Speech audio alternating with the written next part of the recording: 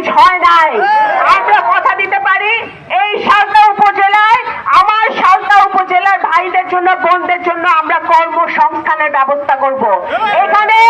এইখানে এই সালদার মাটিতে হবে একটা প্রতিষ্ঠান, এমন একটি প্রতিষ্ঠান যেখানে আমাদের ভাইরা বোনরা তারা পাশ করে, তাদের শিক্ষা লাভ করে তারা ওখানে চাকরি করতে পারবে। তাদের ঢাকায় গিয়ে বা অন্য কোথাও গিয়ে চাকরি করতে হবে না।